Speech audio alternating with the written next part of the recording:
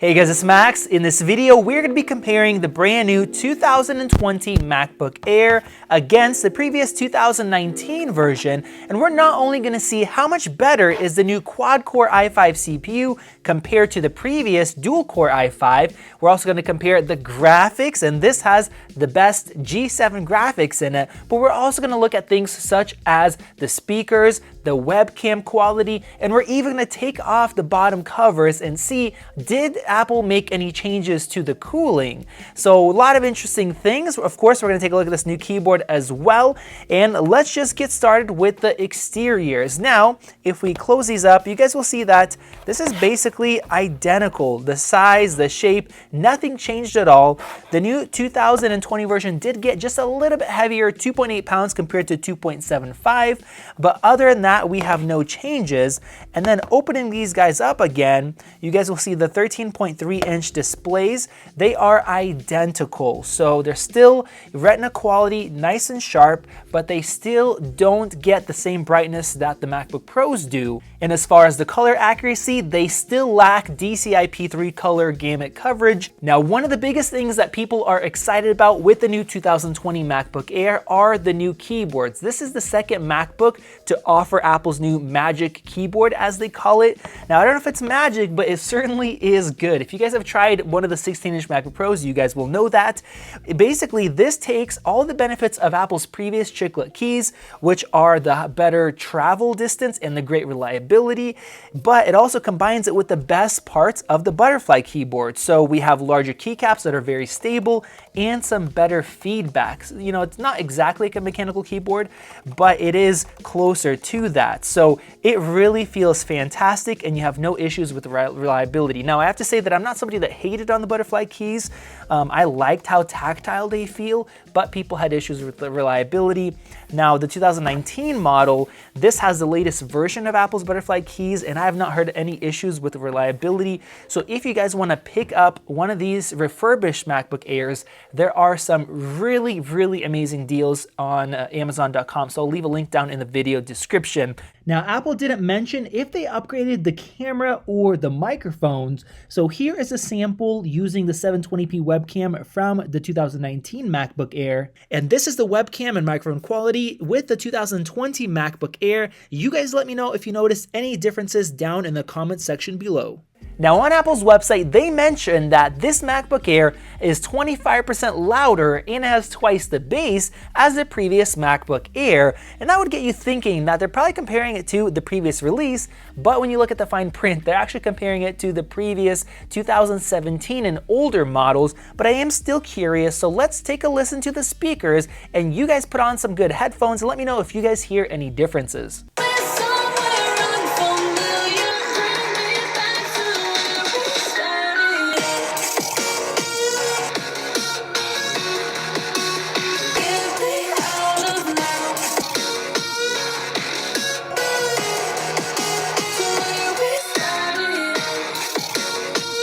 Very interesting. I want to hear your opinions. Did you guys tell any difference?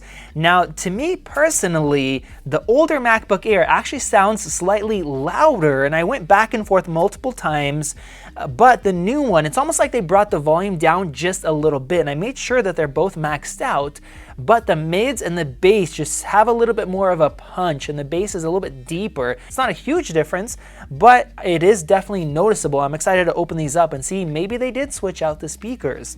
So now let's go ahead and jump into performance. As I'm running Geekbench 5 here, I'll say that this laptop 2020 MacBook Air is the first MacBook or Mac in general that features Intel's 10th generation processors, which are more efficient, and this i5 is now a quad-core processor. Now, the new MacBook Air does feature an i3 option if you get the base model, and that saves you $100. Then it's a dual core, and that dual core will actually slightly outperform this dual core, even though it's an i3. Both these laptops do have 8 gigs of RAM, except the new one uses low-power DDR4 at a higher frequency as well. We're almost at the end of the test. This is where it's doing a bunch of multi-core stuff, and I can hear the fan in the 2020. Not the 2019. This one is completely silent. Let's compare both of these right now. So as far as single core performance, we have 866 compared to 1166 with the new one. Now, that is a very good single core score. My Mac Pro isn't that much better than this one, and most Macs are very similar. Now, as far as multi-core score, you guys can see we have almost twice the score with this new machine. So once you're going to be putting it through some tasks that want some extra power, you are definitely going to have that. Now let's talk about graphics. 2019 version uses Intel's 617, whereas the new MacBook Air, not only does it use the Iris Plus graphics, the i5 version uses the G7. All right, and we have our scores, and wow. Okay, so once again, the 2020 MacBook Air did better than before by close to 1,000 points higher. And this MacBook Air actually scored also about 1,000 points higher than our previous tests. This thing is doing great. And as far as going back to the CPU here, the CPU actually scored higher than the previous tests as well. So for the graphics, when we're comparing those, the new MacBook Air is about 2.25 times more powerful as far as graphics. And that's compared to this score. Compared to the previous graphics score, it's almost 3 times faster. That is impressive. Now there is also an i7 option that is also quad core, has the same graphics as the i5, but it just has a little bit higher boost clocks and slightly higher base clocks for $150 more, and I would not recommend that processor. Now the next thing that I'm curious about is thermal performance. I have Cinebench R20 here, which is going to push all the cores to their limits. Let's hit run. It's going to give us a lot of information. So first off, the old MacBook Air goes up to 3.6 gigahertz compared to 3.5 for this one. And wow, it's going up to 26 watts compared to 14, 15. It's drawing a lot of power, but now it is starting to slow down because of thermals. And this new MacBook Air is almost at 90 degrees compared to 86, so not too far off. And as far as clock speeds, it's running at 2.1 compared to pretty much 3 gigahertz. Now, both of these are running at 100 degrees Celsius now, and the wattage came down and the frequencies came down.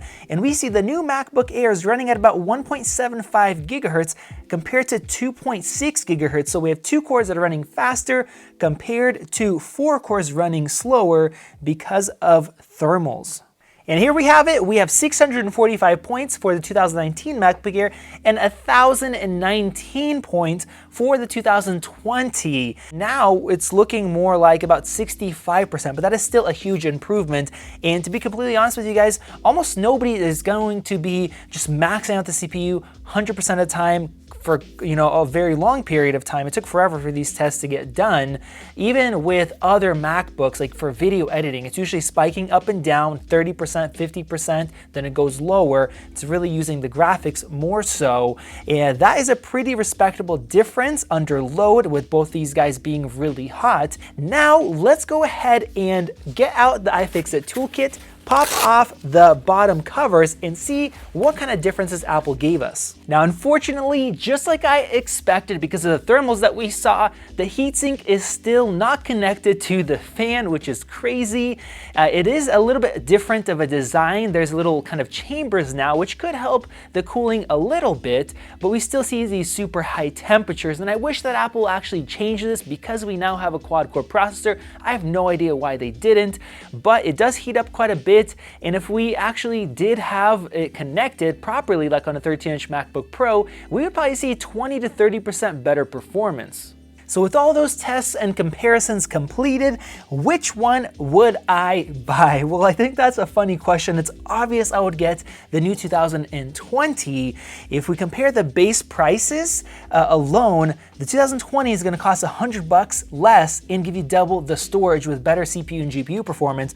Or if we match up the prices, this will get much better graphics performance, double the cores with 65 to 80% better performance, maybe even 100% depending on what you're doing if it doesn't heat up as much, and we're getting the extra SSD space. Now, of course, it gets a little bit more complicated because the 2019 is discounted right now, $300 off, meaning spec for spec, they match up, And in that case, it's still very obvious to get the new one. Or if you're comparing a refurbished one compared to a new one, that's where it gets a little bit more difficult.